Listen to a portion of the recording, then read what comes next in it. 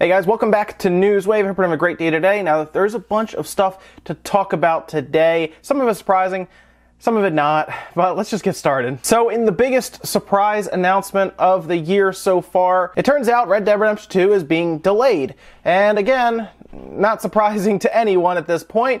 Rockstar has had a history of having to delay their games, but to be fair to them, games like these, with these very large open worlds, tend to take more time. There's a lot of things like bugs to fix, errors to figure out, and of course, just making the world detailed. So I can give them the benefit of the doubt, especially since GTA 5 turned out so detailed and well. Now, with the announcement, they did kind of try to smooth things over with fans by releasing a batch of new screenshots for Red Dead Redemption 2, just kind of showing its progress, and I have to say, yes, it looks good. It looks quality, which is great. Some of the screenshots really, there's a few in there that kind of get you like double taking because it looks that good, but again, these are stills. I'm curious to see what it looks like in motion. There's also a chance some of these may be taken from different like cinematic portions of the game, like where there's just like a movie or cinematic going on. I'll be very curious to see how it looks in motion overall. But right now, we know we have to wait until next year because instead of coming out fall of 2017, they are now saying April or spring. April usually means spring, but spring of 2018. This also leaves Take-Two or 2K in a weird position because right now, this year they have NBA 2K coming up, and that's about it right now. Of course, they do publish the Rockstar games like Red Dead Redemption 2, for example, and right now all they have to look forward to is basketball, and what I assume to be a wrestling game, because they do publish the wrestling games, the 2K series as well. I guess that'd be 2K18 there, and then NBA 2K18. I think they may have been hoping for Red Dead Redemption 2 to be coming out this year, especially since they haven't put much out there for us in terms of advertising for any other games other than 2K18 for basketball. So at this point, 2K and Take-Two maybe a lesser presence at Christmas time, and you know what, at this point they're probably content with that because GTA 5 won't stop selling. It's continuously in the NPD top 10. It's making tons of money. They have tons of people online at all times for it. So right now they are sitting very comfortably, and they don't have to rush a game like Red Dead Redemption 2 out, which is probably a good thing. And there's a very smart mind in the video game world that has had to talk about delaying games continuously in the past. And the big quote that I'm talking about, a lot of you guys probably know, is that a delayed game is eventually good, but a rushed game is forever bad. And that, of course, is from Shigeru Miyamoto himself saying that. So at this point, I have no problem with Rockstar taking their time. As long as the game comes out and it's good and it's quality, no problem here with them pushing games back. I think some games, like even like Mass Effect, probably could have used from this same treatment. You know what? If the game's not ready, don't try to sell it to us at $60 and then try to smooth it over in patches afterwards. Not interested. If the game is not good, don't sell it yet. Give it some more time. And at this case, yes, sure, Rockstar, I will wait. It's not a big deal. There's plenty of other good games coming out this fall, this Christmas, that I will be spending time with anyway. Red Dead Redemption 2 would probably kind of suck up a lot of time anyway. It's definitely more suited for that April to May release when we'll have the entire summer to be playing it. And randomly yesterday morning, guys, a bunch of these small teaser bits went up on YouTube under Ubisoft's account, teasing Far Cry 5. And guys, remember how we had that report a while ago about the Tribune reported about a bunch of people coming by and doing some filming and stuff out in like the middle of the United States, just doing some filming with drones and stuff like that. It looks like, yes, that was Far Cry 5. Remember originally they said it's for an upcoming video game franchise of some kind that's very large. It turns out, yes, it was Far Cry 5 because most of the footage that we saw in those 4 small trailer snippets were basically of that. It looks like it is taking place in Montana. So now everyone is pretty much saying it's going to be a Western of some kind, although it does kind of look like it's in modern times. Like, it doesn't look like it's like in the past or anything. So I'm not sure where they're going with this. This is very interesting though, because this will be the first Far Cry game that takes place in the United States. Other ones have taken place other places in the world. This is the first one that's going to kind of tackle, in this case, Montana of all places, I guess. And that what they can do is they kind of make an isolated story there because the population density in Montana is very low. I mean, I think it's like Alaska and one other place that's lower. So yes, they can find a bunch of spaces that are very spread out that a lot of people are not in, that they can kind of run this, who knows what they're going to do, maybe like a Hunger Games type setup where you are pretty much, it looked pretty violent. Obviously people were running through fields away from each other and stuff. So It looks like it's going to be Far Cry. It's going to take place, I think, in a different setting than we're used to, which is going to be really cool. And if you're interested, they say we're going to get a full reveal trailer this Friday, May 26th. So I'll be watching it. I'm sure everyone else will be too. It didn't sound like it was a live stream. Sounds like they're just going to post something up on YouTube for us to watch, much like these random snippets kind of just went up. Looks like that's probably what we're going to see on the 26th, but I'll keep you guys posted anyway. And if you've been keeping up with Lawbreakers, which of course is the kind of the arena style hero shooter from Cliff Bleszinski, kind of his mind, Cliffy B,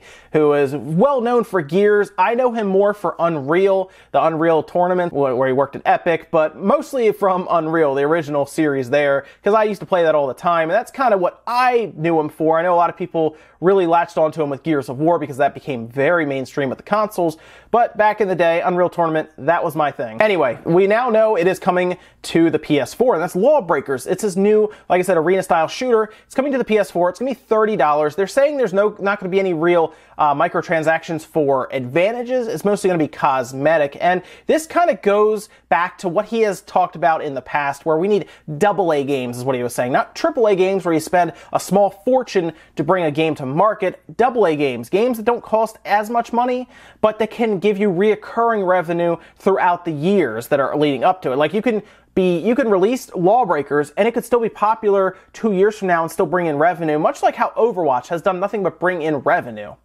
That's what his plan is here. The only problem I see is that the more I watch this game, the more it looks kind of like every other one like it. I mean, I watch it and it looks fun, and I'm sure a lot of people are going to play it, but I don't see a lot that makes it look any different. I mean, and the other thing is you have to pay $30 for it, whereas something like Paladins is free.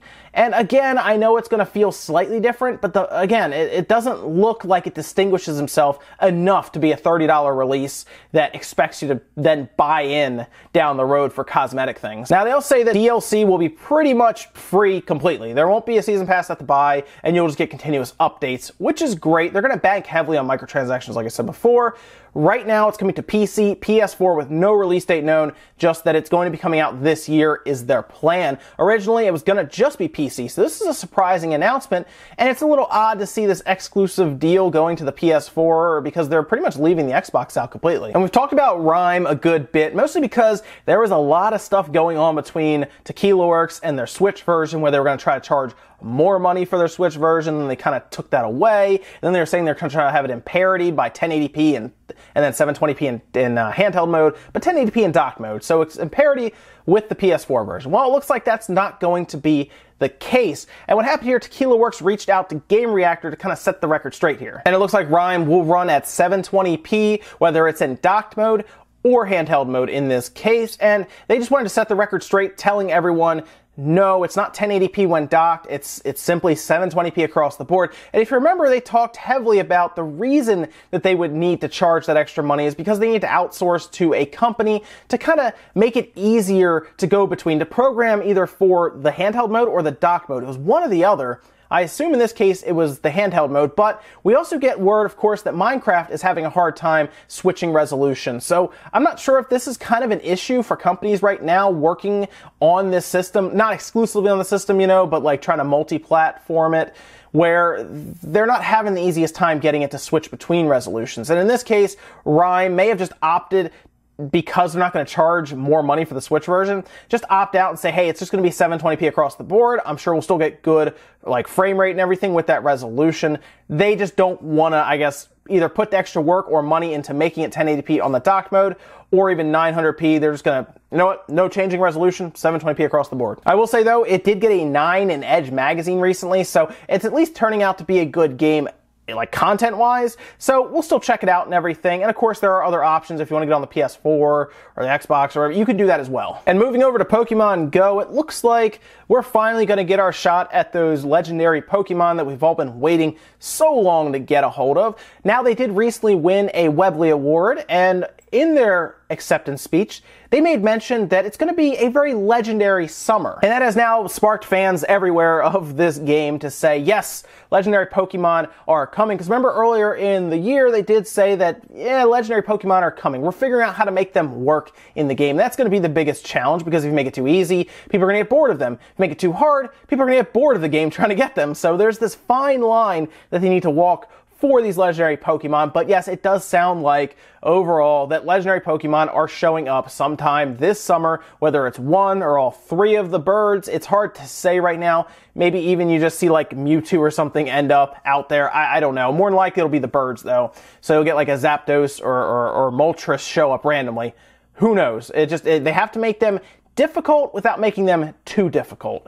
Again, it's going to be very difficult. I personally do not have any good ideas. Maybe one of you guys down in the comments could kind of give us an idea of what you would do in this situation to make it so the birds were not the easiest thing in the world to get, but it wasn't so hard that you just give up. In our last bit of news, we're going to talk about Beam. And if you don't know what Beam is, it's kind of Microsoft's competitor to Twitch, for example. A lot of people like the service because it gives you very low latency between chat and streaming for your favorite streamer. So they can actually see you talking to them much faster than if you're on stream. If you guys see me on stream, sometimes I'll type in the chat and it'll be like 10, sometimes 15 seconds before I react to it on camera because the latency is that high with something like Twitch or even YouTube. But Beam is much better about that. The latency is very low, a couple seconds, not even usually. But something is happening with Beam headquarters right now, and they put out a tweet that said, "Big news coming for Beam this Thursday, stay tuned." And then from there, Matt, who is the lead of the Beam team, I guess you want to say,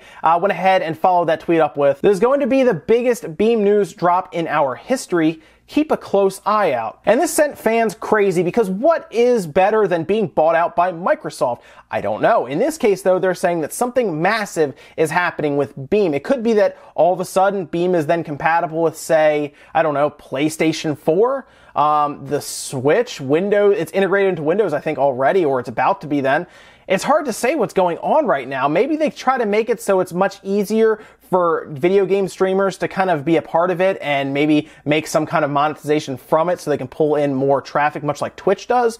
It's hard to say right now, though. I'm very curious if any of you guys use Beam or watch people who use Beam because it's starting to become bigger now. And this is very interesting because the streaming market is kind of heating up now with YouTube getting into it, Twitch, who is now obviously owned by Amazon, really pushing into it, and now Beam. So I'm curious. This could be very interesting going forward. And guys, that's it for Newswave today. Make sure you comment, like, subscribe, all that good stuff. Let me think about anything we talked about today, whether it is Red Dead Redemption being pushed back, the second one being pushed back into 2018.